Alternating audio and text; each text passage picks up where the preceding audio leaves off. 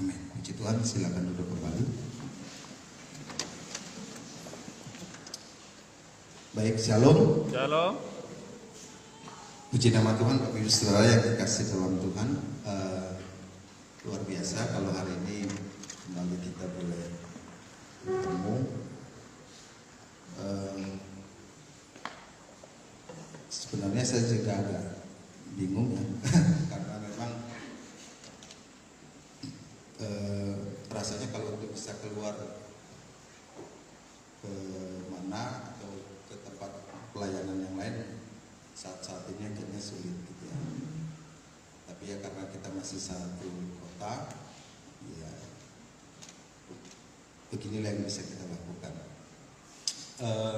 Bapak Ibu Saudara yang kekasih dalam Tuhan, hari ini kita akan belajar firman Tuhan mengenai perpecahan, gitu ya.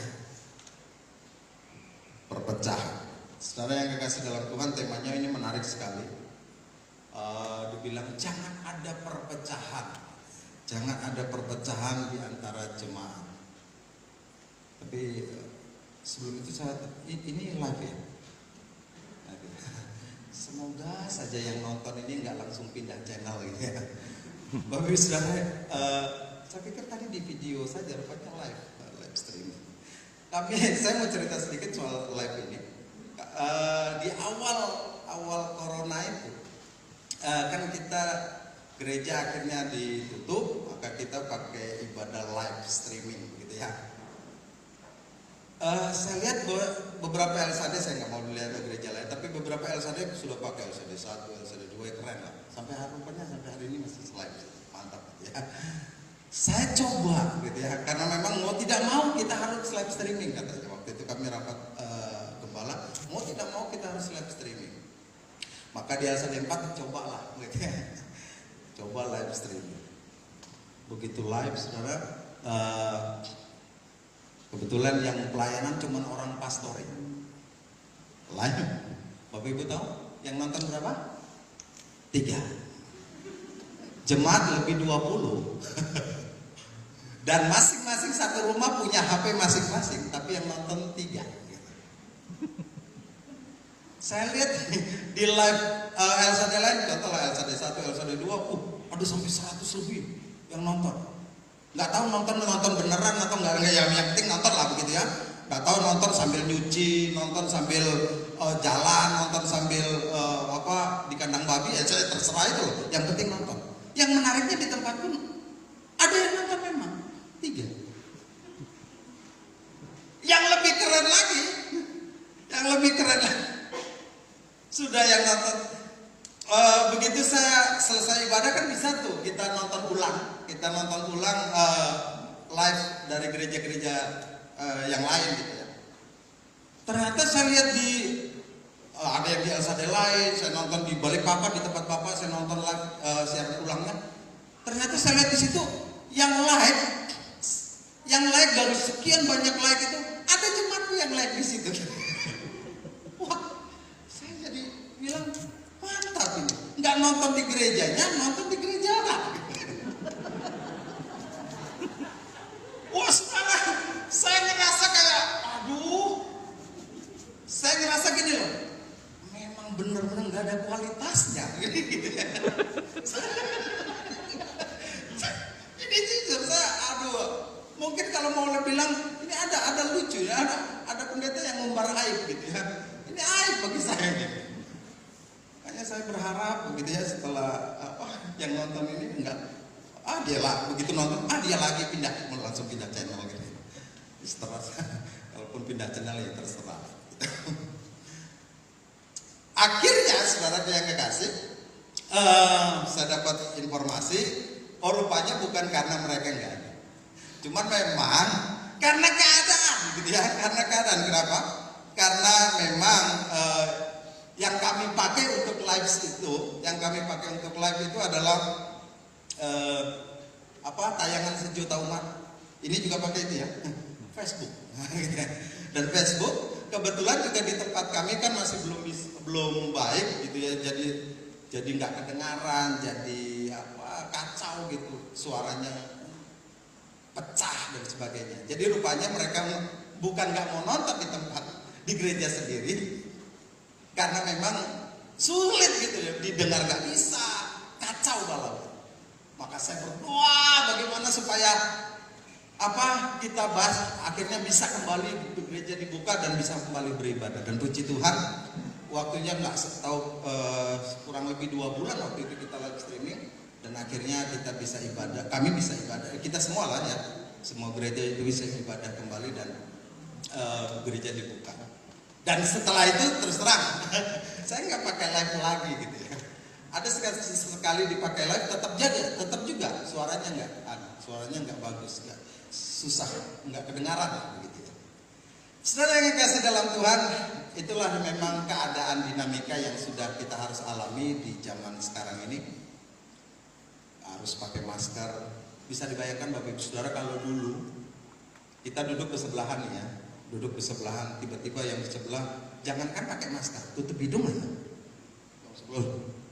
Nah, kenapa ini? Ya bayangkan ya, sekarang nggak pakai masker malah diharuskan. Kalau dulu seandainya kita duduk bersebelahan terus sebelah ada pakai masker atau tutup hidung, aduh, kita udah perasaan aku udah mandi ya, kok jadi dia kok pakai tutup hidung, kenapa? Ya itulah keadaan sekarang. Nah, hari ini belajar tentang jangan ada perpecahan. Ya kita lihat dulu 1 Korintus pasal 1 ayat yang ke-10 sampai ayat yang ke-17. Bapak Ibu Saudara, saya harus menyampaikan permohonan maaf karena memang setelah ini saya harus kembali. Sebenarnya saya nggak bisa keluar sih karena ada hal yang kami harus bicarakan di sana, tapi ya karena tugas ya saya harus lakukan ini. Saya kemarin telepon Pak Gembala, saya nggak usah ke sana. Nggak bisa, sudah harus ke sini. Oke lah, tapi saya minta izin untuk harus pulang dulu. Baik, kita baca ayat ini. 1 Korintus pasal 1 ayat yang ke-10, mulai ayat 10. Oh iya, di sini sudah ada Alkitab terbesar. Oke, mantap ini. Mari Bapak Ibu Saudara yang kekasih, perhatikan Alkitab kita masing-masing. Saya akan membacakannya dan Bapak Ibu Saudara bisa perhatikan di Alkitabnya masing-masing. Ya, firman Tuhan demikian. Tetapi aku menasihatkan kamu saudara-saudara demi nama Tuhan kita Yesus Kristus, supaya kamu seia sekata dan jangan ada perpecahan. Ini yang menjadi tema kita di antara kamu, tetapi sebaliknya supaya kamu erat, bersatu dan sehati sepikir. Lanjut. Sebab saudara-saudaraku, aku telah diberitahukan oleh orang-orang dari keluarga Chloe tentang kamu bahwa ada perselisihan di antara kamu. Terus, yang aku maksudkan ialah bahwa kamu masing-masing berkata, aku dari golongan Paulus, atau aku dari golongan Apolos, atau aku dari golongan Kefas, atau aku dari golongan Kristus. Terus, andakah Kristus terbagi-bagi? Adakah Paulus disalibkan karena kamu? Atau adakah kamu dibaptis dalam nama Paulus? Terus, aku mengucap syukur bahwa tidak ada seorang pun juga di antara kamu yang aku baptis selain Krispus dan Gaius. Terus, sehingga tidak ada orang yang dapat mengatakan bahwa kamu dibaptis dalam namaku. Terus, juga keluarga Stefanus aku yang membaptisnya, kecuali mereka aku tidak tahu. Entahkah aku lagi orang yang kecuali mereka aku tidak tahu, entahkah ada lagi orang yang aku baptis. Terus, sebab Kristus mengutus aku bukan untuk membaptis tetapi untuk memberitahukan Injil, dan itu pun bukan dengan hikmat perkataan, supaya salib Kristus jangan menjadi sia-sia. Yang kita harus pelajari pelajari Bapak Ibu Saudaraku yang kekasih dalam Tuhan, apa sih sebenarnya yang menjadi faktor penyebab gereja itu terjadi perpecahan? Perpecahan itu bukan hanya di antara jemaat. Sekarang ini luar biasa. Perpecahan terjadi di antar gereja. Bahkan sudah, kita ini kan kalau gereja ini sudah di sinodenya udah tahu lah, ratusan. Nah, bahkan di dalam sinode pun masih mungkin bisa terjadi perpecahan. Perpecahan antar pendeta, ribut, salah paham dan sebagainya. Sampai kepada dalam keluarga. Nah, saudara yang dikasih dalam Tuhan, ternyata ini yang menjadi persoalan yang paling rumit. Makanya pernah kita bahas tema cintailah gerejamu. Betul ya? Pernah ingat ya Bapak Ibu Saudara? Kenapa? Ya, kenapa ide itu, bukan ide lah, katakanlah sebuah pemahaman itu muncul. Karena gini loh, kadang-kadang kita tuh jadi seperti lupa bahwa sebenarnya ini kan gereja kita yang kita yang mengupayakannya dengan pertolongan Tuhan, kita mengupayakannya sudah seperti ini. Tapi kadang-kadang kita melihat hal-hal yang buruk gitu loh, hal-hal yang kurang dan hal-hal yang kemudian menjadi sebuah perbandingan. Kita membandingkan, di sana bagus, di sini nggak bagus, di sana luar biasa, sini biasa aja, di sana mantap, sini. Ini memang persoalan. Dan sepertinya gini loh, kita ini jemaat kayak nggak ada rasa tumbuh untuk mencintai gerejanya, mencintai rumahnya. Cuman sekarang namanya kalau mau mendengar firman, Bapak Ibu Saudara bisa di rumah saja. Sekali lagi, kalau mau dengar firman, Bapak Ibu Saudara bisa di rumah saja. Sekarang buka semua akses. Cari semua khotbah yang mantap luar biasa. Dan tidak usah ke gereja. Kenapa? Ke gereja ngapain? Harus beli bensin, bawa persembahan, capek-capek. Mending di rumah, gitu ya, sambil baring, buka YouTube, tonton khotbah pendeta yang mantap. Sudah selesai. Habis itu berdoa, langsung bilang, aku sudah ibadah. Dan soal gereja ya urusan gereja, mau kosong mau enggak urusan.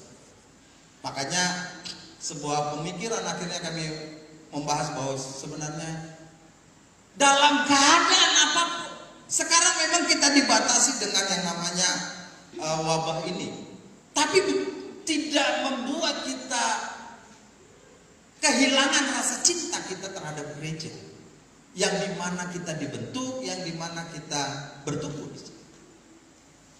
Nah, persoalan perpecahan ternyata saya pelajari di sini ada 3 hal yang menarik dalam satu perikop itu.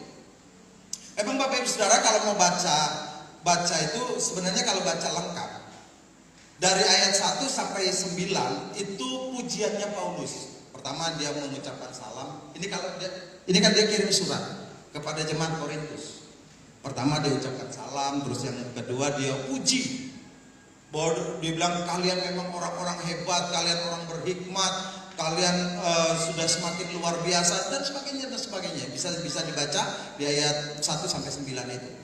Nah, ayat 10 sampai 17 dia tegur. Itu memang konsep Paulus kalau bikin surat kayak gitu. Ayat 10 yang kita baca di 10 sampai 17 dia tegur. Apa yang dia tegur? Karena dia bilang, aku dengar ada perpecahan di sana. Kenapa bisa? Dan ayat selanjutnya dia ingin menyatakan bahwa ingat, satu, siapa kamu dulu. Ini kalau saya mau gambarkan konsep apa yang Paulus tulis dari ayat 1, kalau salah ayat 1 sampai 31 di 1 Korintus pasal 1 itu urut-urutannya kayak gini. 1, dia ucapkan salam dulu, seperti kayak misalnya orang ngomong pasti dia shalom dulu begitu ya.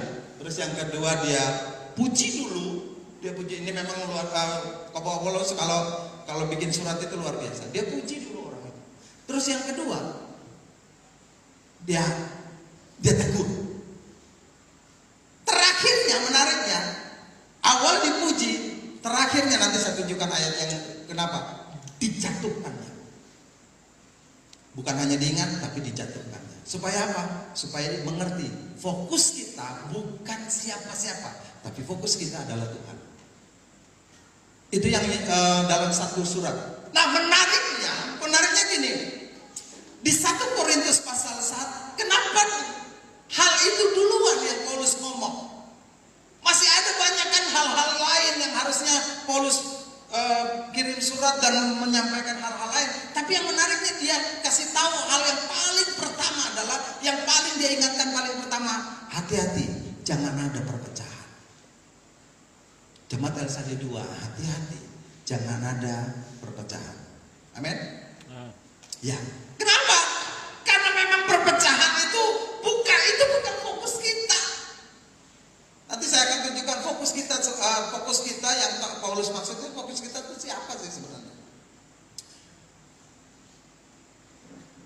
Nah, hari ini yang saya pelajari dari ayat-ayat ini dikatakan begini, apa yang menyebabkan terjadi perpecahan? Pertama, yang menyebabkan terjadinya perpecahan adalah mengkultuskan. Bapak Ibu tahu mengkultuskan? Seperti apa ya? Kultus. Mengkultuskan itu seperti, wah kalau bukan gini loh. Mengagungkan. Mengagungkan. Kalau bukan dia, wah yang lain kan. Nah terjadi kelompok-kelompok waktu itu. Paulus dengar di jemaat Korintus terjadi kelompok-kelompok. Ada dari kelompok Apolos, Kefas dan seterusnya. Terjadi kelompok-kelompok itu dan itulah terjadi perpecahan. Ada banyak orang yang mengkultusan, makanya di jemaat itu terjadi juga. Ya saya bukan dibilang di sini ya. Terjadi juga yang namanya blok, kubu. Yang satu kubunya ini, satu kubunya itu, satu kubunya ini. Pendeta di mana? Bingung pendetanya. Pergi ke sini, dia bilang, pendeta sudah mantap di sana. Pergi yang ke situ, wah, pendetanya yang kasihan, bingung. Padahal pendeta itu melihat semuanya sama tapi terjadi kubu-kubu. Saya nggak tahu apakah di jemaat LSD 2 juga akan terjadi kayak gitu, nggak tahu. Tapi di jemaat Korintus terjadi. Ada orang-orang yang dianggap pintar, dianggap terpandang, dianggap terhormat, dan banyak pengikutnya. Bayangkan kalau di sini misalnya, di sini jemaat LSD 2, terus yang tokoh-tokohnya itu ada beberapa gitu ya. Yang satu ngikutin tokoh yang ini, yang satu ngikutin tokoh yang itu, yang kelompok ini ngikutin. Pendetanya yang bingung. Kenapa? Karena memang merasa ditokohkan, merasa pintar, merasa luar biasa. Maka jadi kubu-kubu seperti itu. Kalaupun saya mau ingatkan ini, kalaupun di sini di gereja ini minta maaf, kalaupun memang terjadi seperti itu, maka harus berpikir ulang kita. Mindset kita harus dirubah lagi.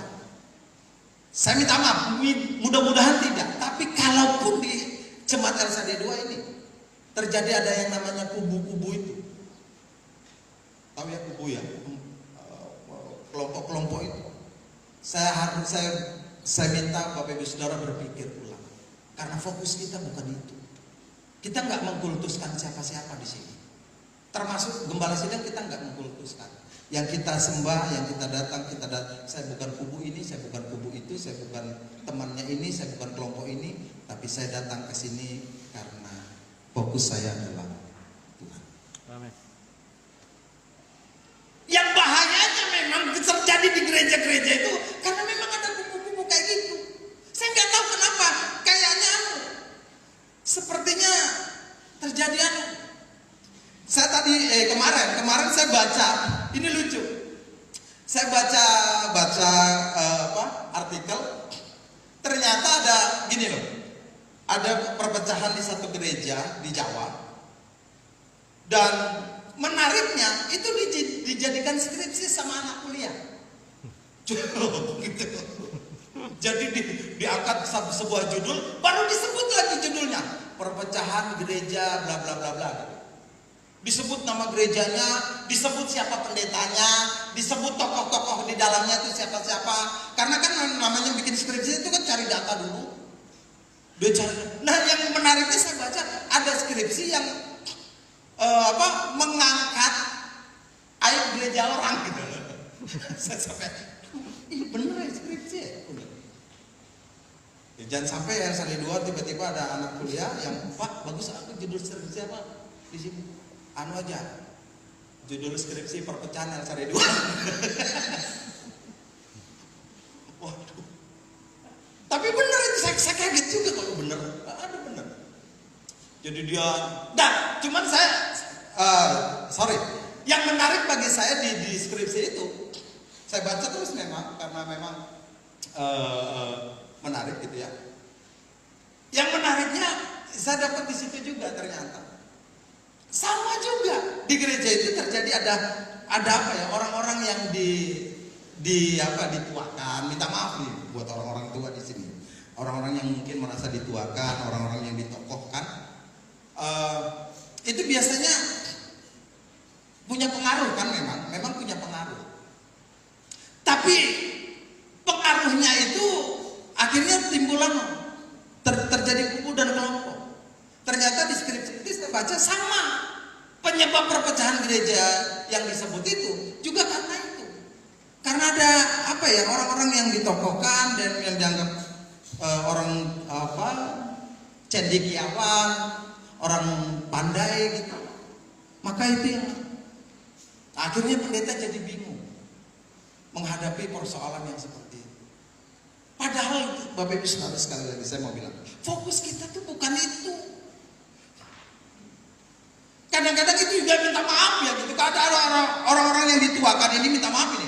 Saya bukan bilang di sini semua lah saya. Orang-orang yang kadang-kadang kalau sudah dituakan yang seharusnya dihormati, dihargai, kadang-kadang itu juga yang bikin kacau terus terang. Karena yang mungkin katanya bisa didengar, ucapannya bisa didengar, maka jadi bingung. Kami pernah ikut seminar ya Pak Pendeta. Jadi gini, di gereja itu kalau dipresentasikan, boleh aku cerita. Di gereja itu kalau dipresentasikan kayak gini, dari 100% jemaat yang kita layani, itu yang bisa dukung pemimpinnya cuma 15%. Sorry, 20, salah. Yang ada cuma 20% saja. Terus ada 15%, 15%, lebih kecil memang, lebih kecil. Itu yang 15% itu biasanya itu yang agak mengganggu.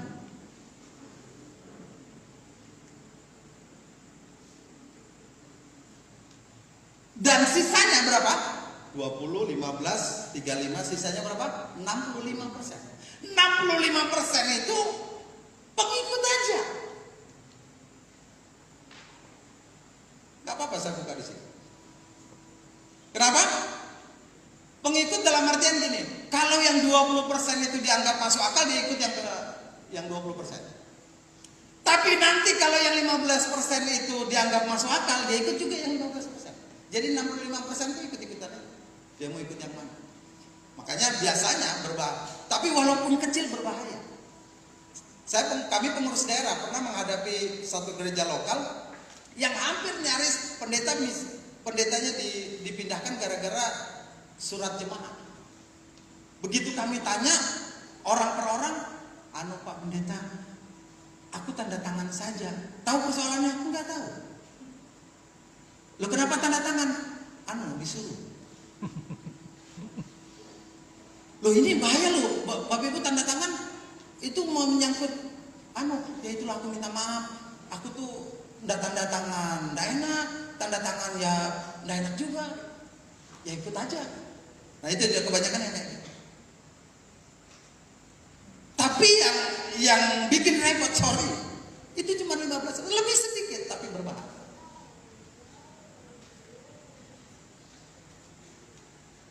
Bapak Ibu tatap saya dan langsung mikir, kayaknya itu orang itu.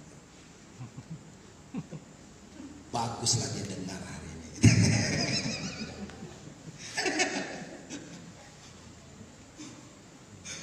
Yang ngerasa langsung bilang, kayaknya aku nggak kayak gitu. Iya.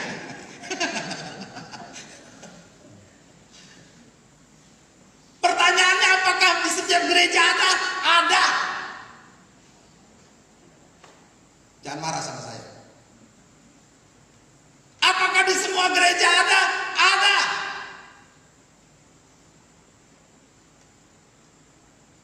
Dan hari ini saya ingin ingatkan kita bahwa fokus kita bukan pada kelompok, bukan pada persoalan, tapi fokus kita siapa. Itu yang harus diingat.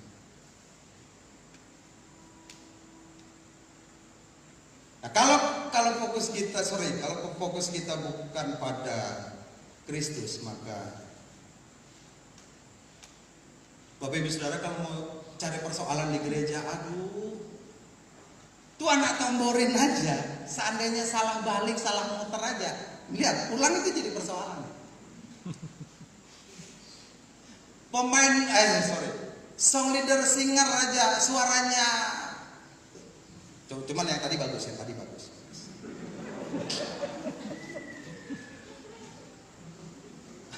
Suaranya, lihatlah pulang jadi persoalan. Memang kalau cuma mau cari persoalannya di gereja tuh banyak, saya kasih tahu.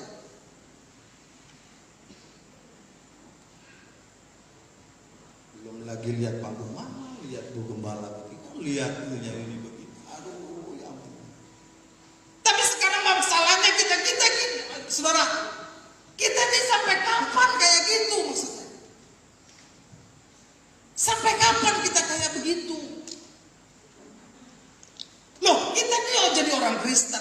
Saya minta maaf ini. Kita ini jadi orang Kristen. Kita mau diselamatkan. Sekarang orang sudah mulai menerjemahkan kira-kira corona ini kira-kira akhir zaman kah? Ya, saya sih nggak peduli apakah nanti corona terus vaksin ini sudah diterjemahkan. Wah ini nih 666 nih vaksin. Sudahlah mau dia nanti ujung-ujungnya ke sana. Emang saya mau kasih tahu, dunia itu Alkitab juga bilang, dunia itu semakin lama bukan semakin baik, semakin hancur. Nah kalau sudah tahu dunia semakin hancur, terus kita ngapain? Kita masih senang dengan perpecahan itu. Kita senang masih dengan beda pendapat ini dan itu. Loh, fokus kita apa sebetulnya? Kita ada di gereja ini ngapain? Kalau yang kita lihat adalah hal-hal kekurangan daripada masing-masingnya. Nah, di gereja Korintus terjadi perpecahan karena ada orang yang dikultuskan. Ada orang yang diagung-agungkan. Wah, diagung-agungkan. Wah, memang kalau dia yang paling parah juga, sampai pelayan juga ada yang dikultuskan. Kalau ini yang song leader nih keren. Kalau yang itu, coba suruh belajar lagi. Yang itu,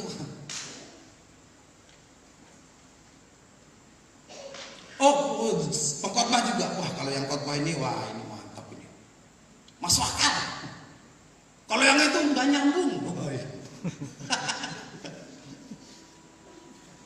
Ampun, kita ini mau cari apa saudara kalau kayak gitu terus, benar serius.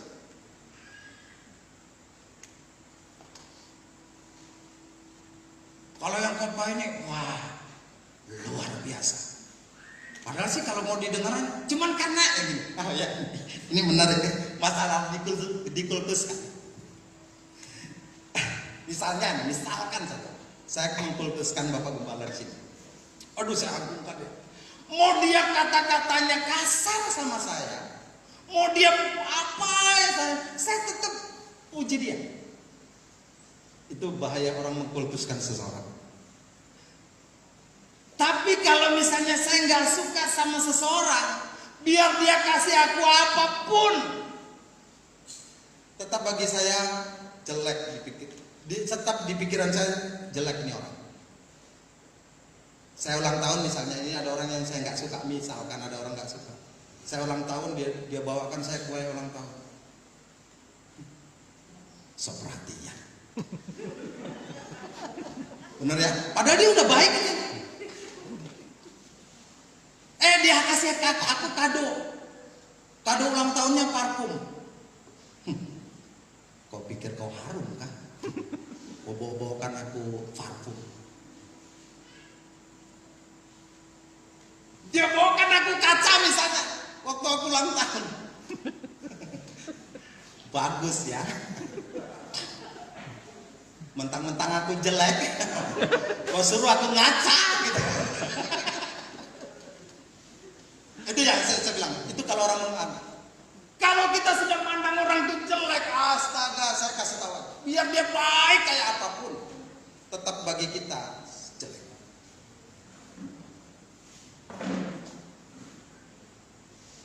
Apa yang dia lakukan, sebaik itu yang dia lakukan itu sebenarnya dengan tulus, dengan baik lah. Misalnya dia kasih uang nih, dia datang kasih uang. Apa yang kita bilang? Padahal itu yang dia kasih 2 juta loh. Apa yang kita bilang? Baru segitu. Nggak ada benernya pokoknya.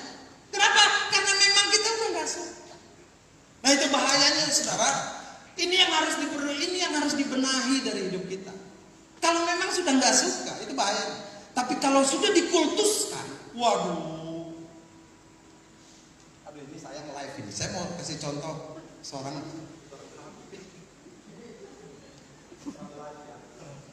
Oke lah, janganlah. Nanti habis itu saya ditunggu sama. Karena adalah seseorang kalau sudah biar apa? Khotbahnya tuh isinya kematian. Tapi disembah luar biasa. Itu kalau sudah dikultuskan. Nah sekarang persoalannya, sekali lagi fokus kita kemana? Ke seseorang atau semua kehidupan kita hanya itu. Pilihannya mulai sekarang. Nah saya pelajari hal yang paling menarik di situ. Ketika perpecahan terjadi, itu karena memang ada hal itu. Di jemaat di ayat 10 sampai 17 terjadi itu ada kelompok ini, kelompok itu, kelompok. Nah kalau jemaat Al-Sadar 2 juga ada yang kayak gitu-gitu. Saya nggak suruh bertobat, sekali lagi saya nggak suruh bertobat. Tapi kalau terjadi kelompok-kelompok itu, saya cuma mau menyarankan, tolong mindsetnya dirubah, tolong pikir ulang. Karena apa? Karena tujuan kita bukan itu. Apakah sekarang pertanyaannya, apakah kelompok si A itu bisa bawa kita ke surga? Kelompok si B bawa kita masuk surga? Oh iya Pak, oh dia orang baik Pak, ini wah luar biasa. Loh yang bawa kita masuk surga cuma Yesus loh.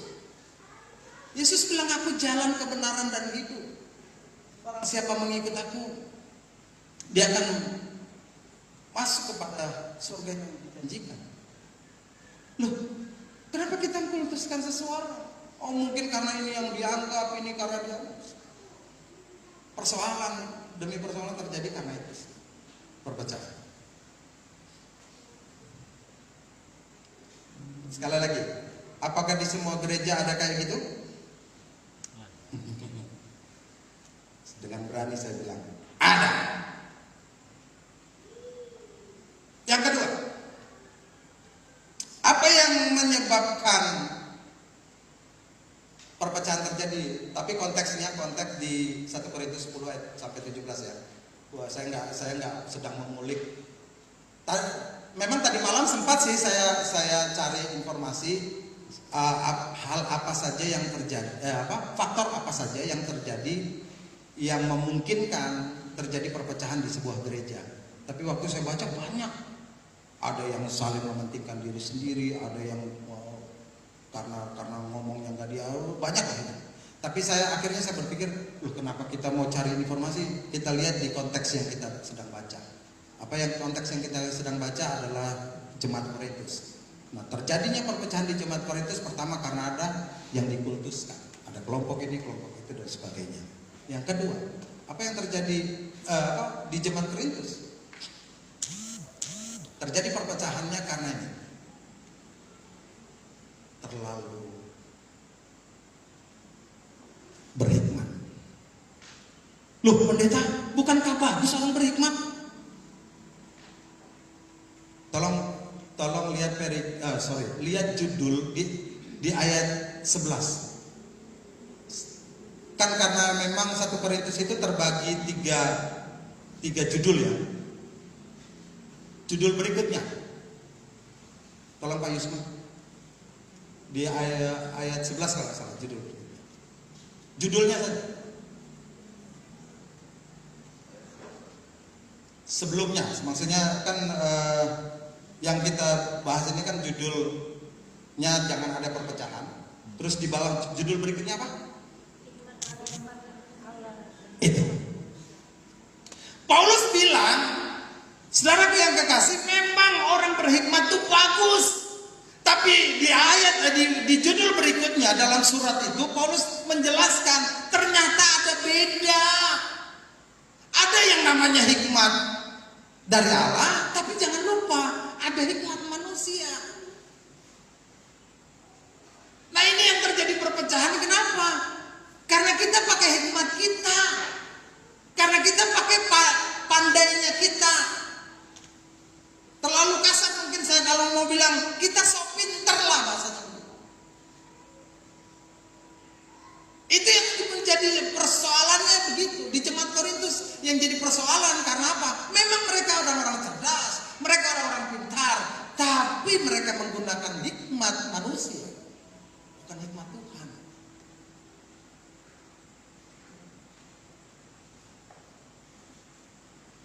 Apa yang menyebabkan perpecahan? Pertama itu ada yang dikultuskan, ada kelompok ini, kelompok ini, kelompok ini. Secara tidak sengaja terjadi kubu-kubu itu. Yang kedua, apa yang menjadi perpecahan? Karena memang terlalu cerdas, terlalu berhikmat. Loh, kalau persoalannya memangnya nggak boleh berhikmat? Iya, tapi hati-hati. Kita harus ingat, apakah segala sesuatu yang kita ucapkan itu betul-betul hikmat Tuhan atau bukan. Bapak Ibu Saudara, saya selalu belajar itu. Ketika setelah mengucapkan, saya selalu bilang, jangan sampai ini karena cuma saya, jangan sampai ini karena emosi saya, jangan sampai ini karena maunya saya, tapi biarlah apa yang terjadi itu karena maunya Tuhan.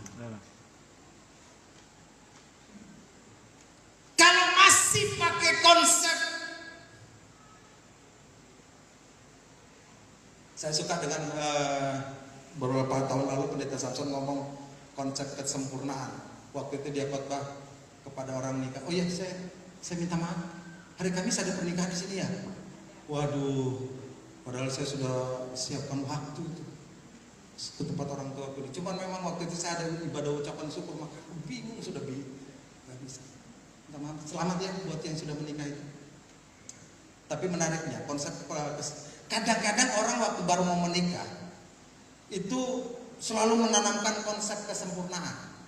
Aku nanti kalau aku nikah suamiku harus begini. Yang laki-laki juga nanti kalau aku nikah istriku harus gini.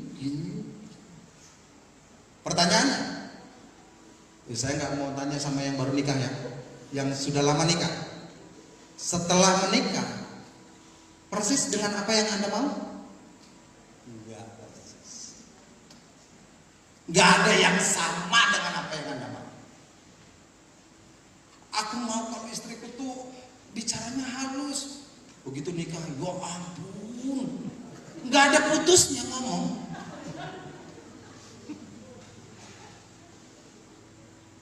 Aku mau suamiku kalau penyayang. Begitu nikah, ketus-ketus, enak makanannya. Kenapa juga? dibilangin enak tuh makanan. Tapi laki-laki kan mau bilang enak itu kayaknya, waduh, kayak rendah gitu. Saya dulu pernah kayak gitu. Enak makanannya? Enak gak enak, aku makan aja. Padahal lahap, aku itu lahap itu. Tapi kan kalau mau muji kan rasanya rendah banget kita laki-laki. Enak gak enak ya makan aja. Namanya juga lapar. Padahal emang enak itu. Lahap makan tuh barang. Cuma lihat gitu. Padahal istrinya juga berharap. Istriku tuh ya berharap gitu. Begitu yang masak terus bilang, waduh enaknya. Kayak yang nggak kayak yang kemarin. Ya kalau kemarin kan sisa, udah basi.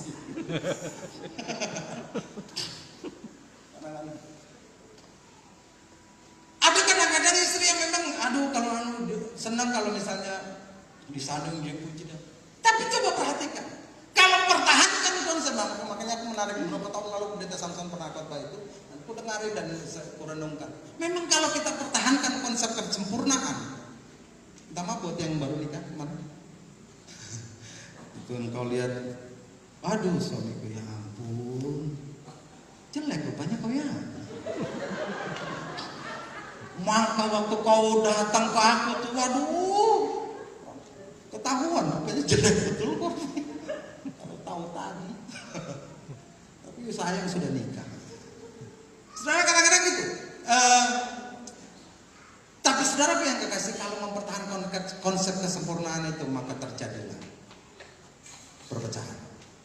Tapi kalau harus robek, nah itu Pak Samson pernah bilang, harus robek konsep kesempurnaan itu, baru kita bisa menerima segala kekurangan dia dalam hidup kita. Buat yang baru nikah, nanggung-nanggung. Mudah-mudahan aku kayak gitu ya. Saat memang benar dan memang aku rasakan begitu. Dan memang aku rasakan bahwa memang sebenarnya dalam keluarga, dalam jemaat, termasuk dalam jemaat, jangan cari konsep kesempurnaan di dalam gereja. Saya kasih tahu, karena semua gereja sama saja. Ya apa ya? Sama aja. Di sini ada masalah, sama juga. Sini baik, sana belum tentu. Sama aja. Jangan lihat konsep kesempurnaan dalam ini. Konsep kesempurnaan hanya ada dalam Yesus. Maka ketika kita datang untuk memuliakan Tuhan, kita bisa menikmati tanpa kita melihat segala kekurangan yang ada di dalam itu. Dan di jemaat Korintus terjadi kayak gitu. Terlalu cerdas, terlalu pintar, maka yang dipersoalkan yang aduh banyak. Masalah ini dipersoalkan, masalah itu dipersoalkan, masalah membaptis dipersoalkan, masalah cara baptis dipersoalkan, masalah persoalan dan terjadi. Makanya saya suka ada presiden kita ngomong kayak gini, hindari perdebatan tapi kedepankan dialog. Di gereja kalau misalnya kita utamakan perdebatan, ini para sarjana semua nih, banyak ini, kasihan. Saya bisa pastikan setiap hari gugur 5 rambut Pak Gembala. Karena apa? Pinter semua ini masalahnya. Banyak sarjana sini ya. Kalau kita kedepankan perdebatan, kasihan Pak. Tapi kalau yang kita kedepankan bagaimana kita dialog, mencari segala sesuatu menjadi baik, menjadi indah, menjadi luar biasa, maka tertolonglah pelayanan. Nah, hal ini perlu kita ketahui, jangan ada perpecahan dalam gereja. Kenapa? Karena perpecahan itu bukan fokus kita. Sekali lagi, itu bukan fokus kita. Fokus kita adalah bagaimana kita mengabdi kepada Tuhan. Saya suka dengan bahasa Tuhan Yesus bilang, yang menjadi makananku, kata Tuhan Yesus ini, yang menjadi makananku apa? Ialah melakukan kehendak Dia yang mengutus aku. Saya terjemahkan begini, makanan itu kan sesuatu yang memuaskan. Jadi kalau kita makan, kita kenyang dan rasanya puas. Tapi Tuhan Yesus bilang apa? Kalau boleh tidak mengurangi bobotnya, tapi saya mau kalau boleh saya mengganti bahasanya begini. Yang menjadi kepuasannya Tuhan Yesus adalah ketika dia melakukan kehendak Bapa. Sekali lagi saya tidak mengubah ayat firman Tuhan, tetap mungkin kata-katanya berubah tapi tidak mengurangi bobotnya. Tuhan Yesus bilang apa? Yang menjadi makanan ialah melakukan kehendak Dia. Yang menjadi kepuasanku adalah kalau bisa melakukan kehendak Bapa. Jemaat Tuhan juga kayak gitu.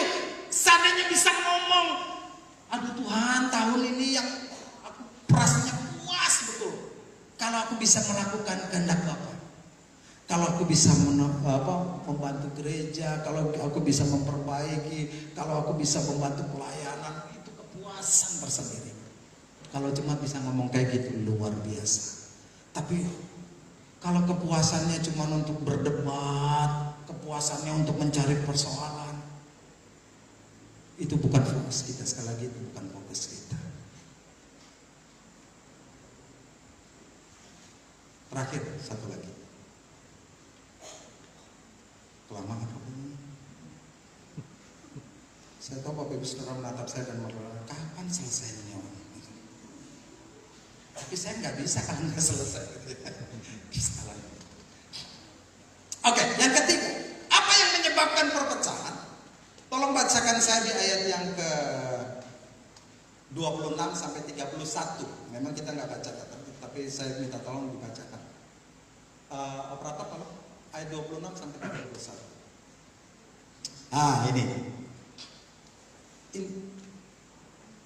Terjadi hal ini di Jemaat Korintus. Coba saudara perhatikan. Saya akan bacakan ya. Saya akan bacakan ayat 26 sampai 30. Ingat saudara. Kok ingat? Ingat saja. Saya dengan bahasa agak ketus ya.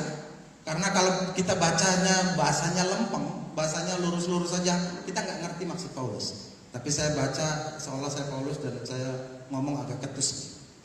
Ingat saja saudara-saudara, bagaimana keadaan kamu ketika kamu dipanggil. Menurut ukuran manusia, sebenarnya tidak banyak yang bijak, tidak banyak orang yang berpengaruh, tidak banyak orang yang terpandang. Saya ulangi gini maksud Paulus gini. Ingat, saya agak ketus ngomongnya. Ingat, dulu kamu siapa? Makanya kalau sekarang pandai, jangan sombong. Dulu kamu siapa? Kamu gak ada pengaruh apa-apa dulu itu. Paham maksud saya? Paulus keras ngomongnya. Ingat saja saudara-saudara, bagaimana keadaan kamu sebelumnya. Menurut ukuran manusia kamu gak ada bijak-bijaknya. Menurut ukuran manusia kamu gak ada pengaruhnya. Bahkan menurut ukuran manusia, bukan ukuran Tuhan loh ya. Menurut ukuran manusia kata Paulus, kamu gak terpandang.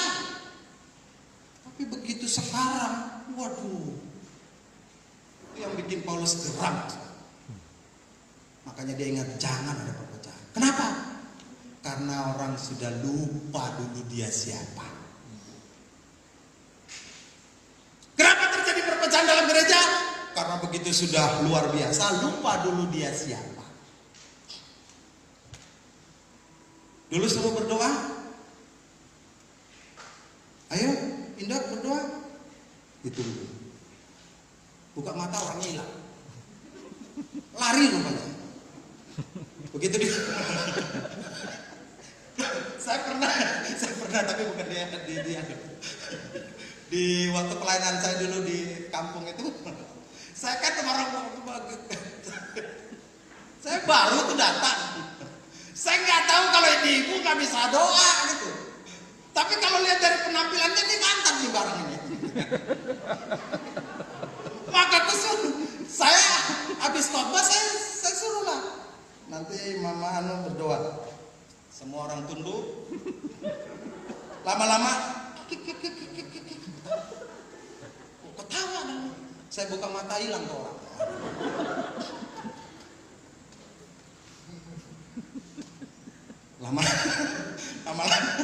Lama-lama saya datangnya datangin ke rumahnya, langsung dia bilang, Pak Pendeta nih terlaluan. Loh kenapa? Saya tuh belum bisa berdoa, kenapa ditunjuk? Ya, kan aku nggak tahu kalau dia belum bisa.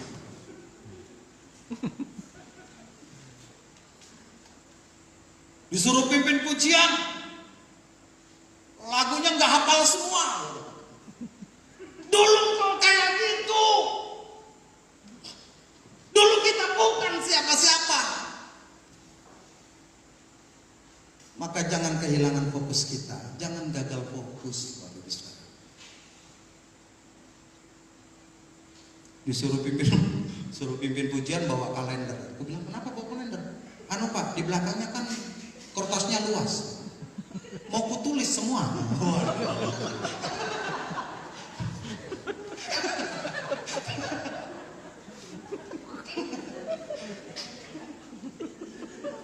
Bapak Ibu ketawa, itu kenyataan itu. LCD nggak ada, jangankan LCD, yang OHP zaman dulu itu nggak ada. Yang ada apa? Belakang kalender.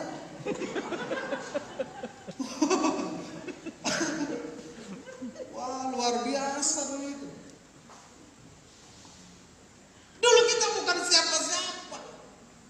Tapi jangan lupa ketika sekarang kita sudah kelihatan orang bijak, ketika sekarang kita sudah mulai kelihatan terpandang, ketika kita sudah mulai berpengaruh. Hati-hati. Orang bukan fokus kita. Siapa-siapa bukan kita yang menjadi bukan fokus mereka. Tapi fokus mereka adalah Tuhan. Jangan gagal fokus dalam hal ini. Amin Bapak Ibu. Kadang-kadang kita jadi.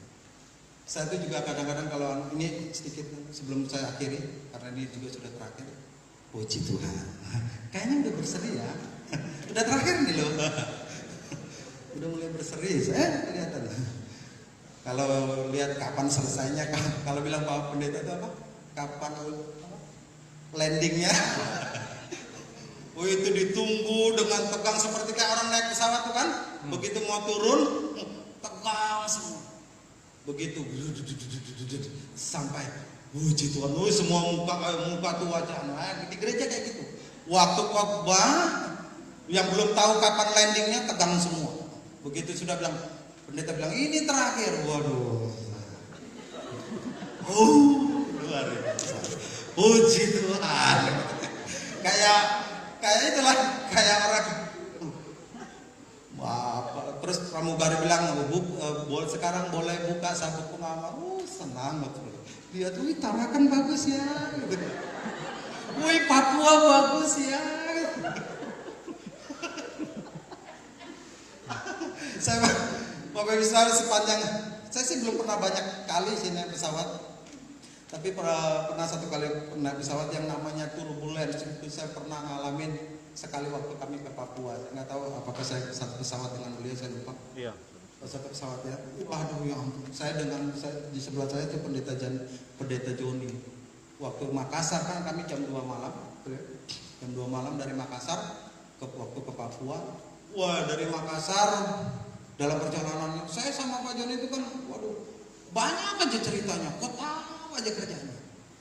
Begitu, kan gelap itu, apa tuh di jendela itu kilat,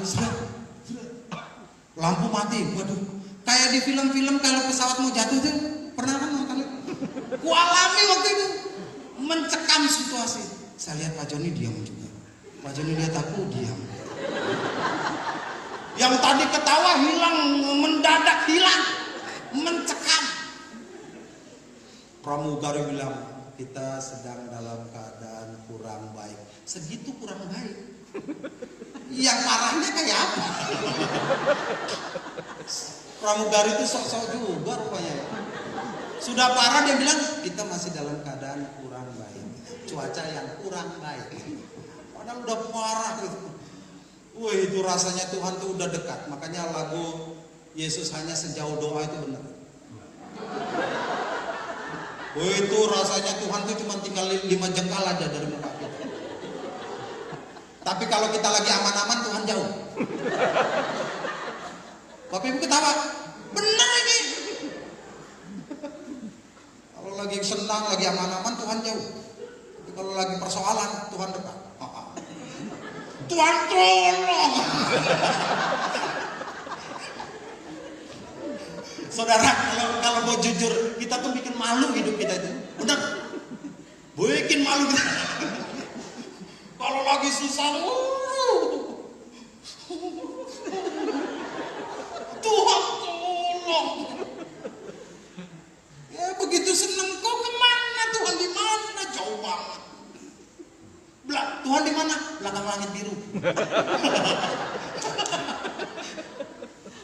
Belakang langit biru di mana? Jauh banget barang. Jadi hari ini saya ingin sampaikan kepada kita bahwa ingat siapa kita dulu sebenarnya. Kalau boleh jujur saya juga, kalau ingat siapa aku sebenarnya dulu, aduh, saya itu kayaknya nggak pernah, belum ada orang yang merasakan hidup sakitnya kayak aku. Kalau yang namanya bisa makan sehari itu ada makan, itu pernah aku alami. Artinya belum tentu ada. Anak-anak kalau pulang sekolah senang kan, pulang. Kalau saya begitu keluar lonceng pulang sekolah, saya mikir di rumah ada apa ya? Saya mau makan apa nanti? Nggak tahu, belum tentu ada. Sekarang saya malah mau apa yang mau makan apa aja. Dan harusnya kesadari itu. Saya nggak bilang kepada Bapak Ibu Saudara, saya juga harus menyadari itu. Siapa aku sebenarnya? Dulu aku siapa? Kalau boleh Tuhan bilang, kau tuh dulu bukan siapa-siapa. Saya lanjutkan ayat ini. Ingat saja, saudara-saudara, bagaimana keadaan kamu ketika kamu dipanggil menurut ukuran manusia. Perhatikan, menurut ukuran manusia. Kamu bukan orang bijak, kamu juga bukan orang berpengaruh, kamu juga bukan orang terpandang. Terus lanjutkan protokol. Tetapi apa yang bodoh bagi dunia dipilih Allah.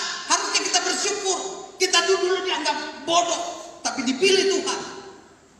Dipilih Allah untuk memelaukan orang-orang yang berhikmat. Dan apa yang lemah bagi dunia dipilih Allah untuk memalukan apa yang kuat. Terus. Dan apa yang tidak terpandang dan yang hina bagi dunia. Dulu kita kayak gitu, tidak terpandang, hina bagi dunia. Dipilih Allah, bahkan apa yang tidak berarti dipilih Allah untuk meniadakan apa yang berarti. Terus, supaya jangan katanya ada seseorang manusia pun yang memegahkan diri di hadapan Tuhan. Tuh, jangan sombong. Kalau sudah sombong, maka mulailah terjadi perpecahan demi perpecahan di dalam gereja. Jadi apa? Hari ini kita belajar apa yang menyebabkan perpecahan, karena memang ada yang dikultuskan, ada kubu ini, kubu ini, kubu itu. Apa yang jadi perpecahan dalam gereja? Karena pakai hikmat. Berhikmat bagus, tapi hati-hati. Kita harus bertanya, apakah ini hikmat Tuhan? Atau mungkin cuma hikmat saya? Atau mungkin cuma cara pandang saya? Maka itu kita. Dan yang ketiga, apa yang menyebabkan perpecahan? Karena kita lupa siapa kita dulu sebenarnya. Sekarang sudah luar biasa, mulai sombong, dan terjadilah perpecahan itu.